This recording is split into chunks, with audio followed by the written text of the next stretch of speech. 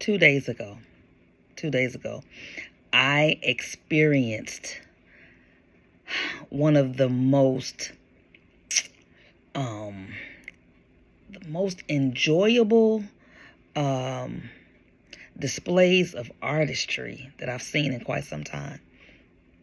Raphael Saadiq, No Bandwith tour. At first, I didn't really think, I knew Bandwith had something to do with radio music, stuff like that. So I didn't think about it too heavily. But then the other day, a couple days before we went, no, I felt so silly. No band with, meaning solo, by himself. Now, initially, when I saw the advertisements, I thought it was a concert, as did most people. But as I started seeing different reviews and stuff like that, I was like, oh, wait a minute. This is a one-man show.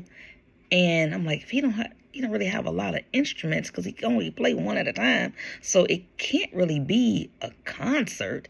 And then I looked at some of the advertisement that I didn't pay attention to at first, and not a concert.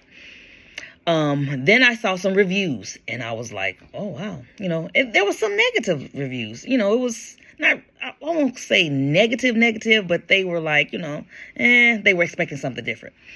And so I was like, I still think I knew I wanted to experience it, because I'm like, just because he's not giving a show, he's talking about his art.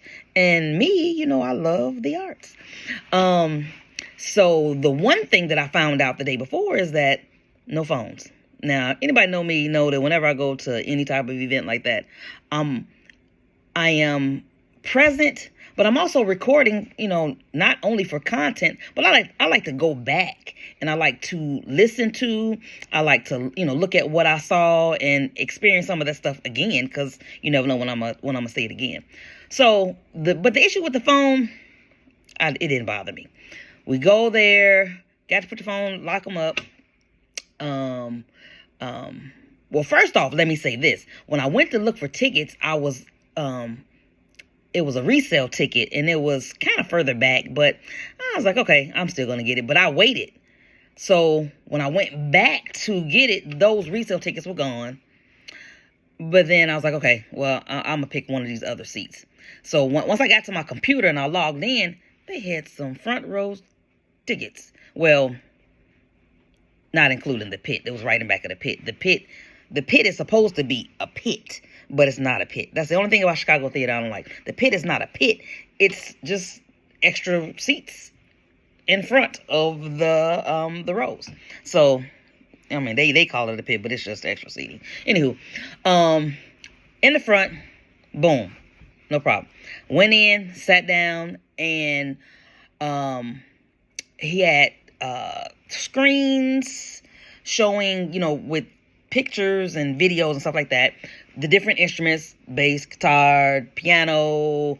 But he started by telling a story, how it all began from childhood going forward. And I loved hearing the stories. And one thing, a couple things I'm going to say about Mr. Saadiq. Number one, he's funny. He had us laughing.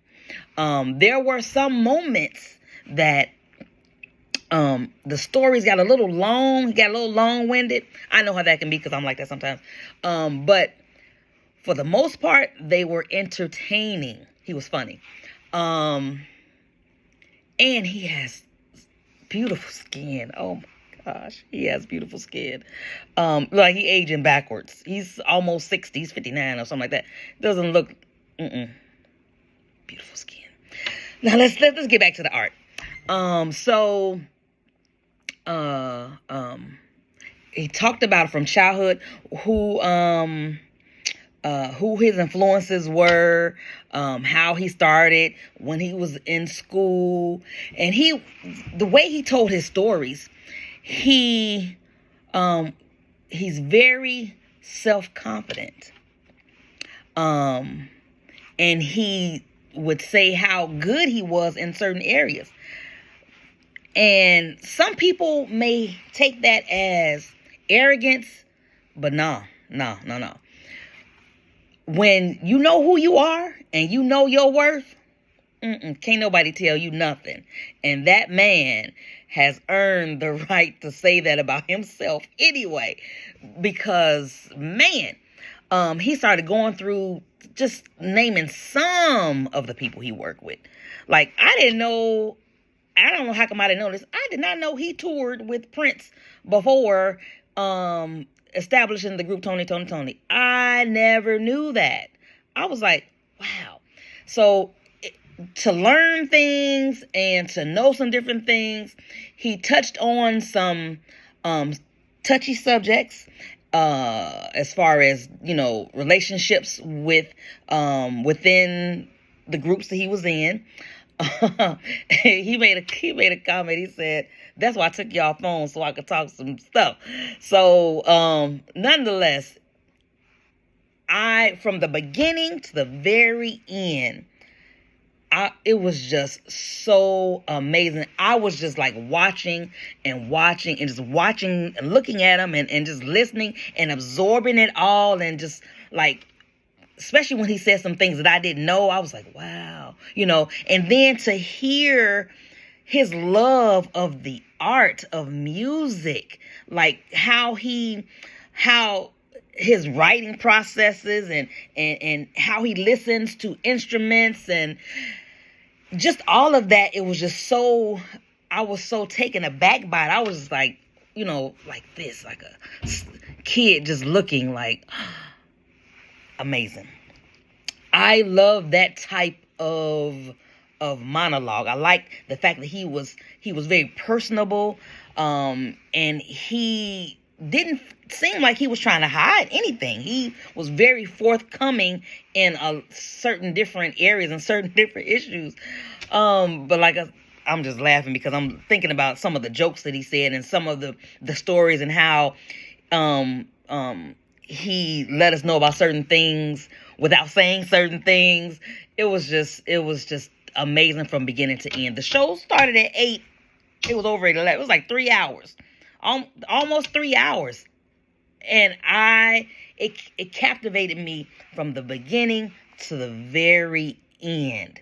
And then at the end, he had some people, were able to shake his hand and stuff like that. People that were in the front, but at the very end, he did a tribute to his brother Dwayne.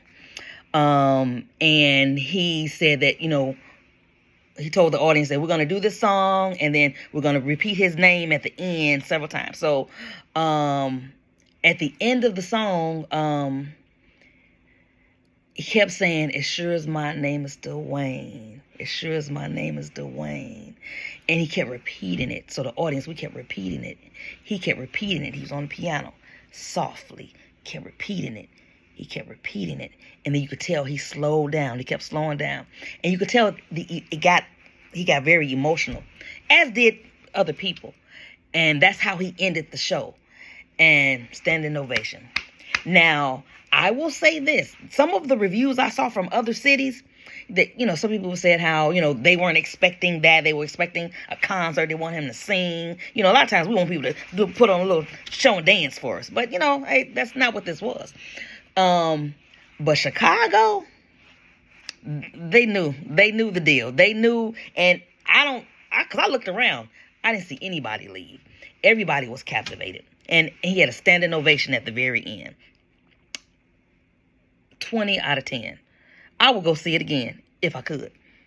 If I could drive somewhere else and go see it again, I would. I would love to see more artists do that.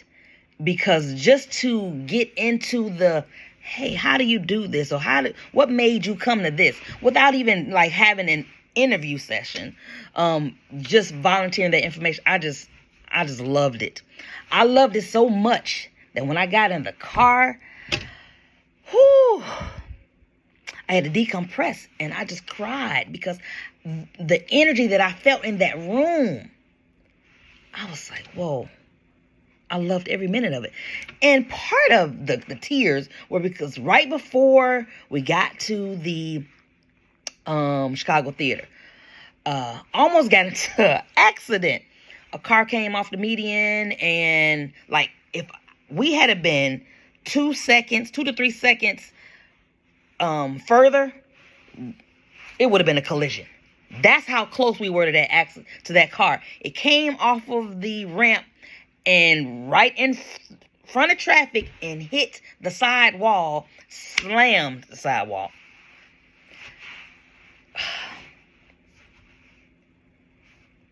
And I'm still trying to find evidence of that somewhere online, because I want to see if the people were okay. Because that just, I was frozen. I was like, whoa.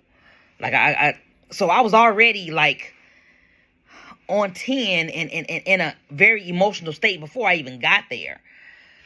Because I prayed all while I was there, Lord, please, I pray that whoever was in the vehicle, that they're still okay. And I'm still praying that. But nonetheless, I'm going to go forward. So when I got in the car, all of that emotion from what I experienced right before we got there, and then all I felt while I was just listening to him tell his story, and it showed how much he loves the art of music. Some people want to be in the music business just because they want to make money.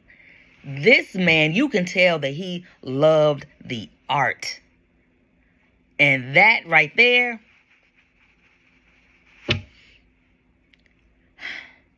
if I could play an instrument or if I could sing, man, because I got the love of the art part down. I just need the other stuff. But you know what?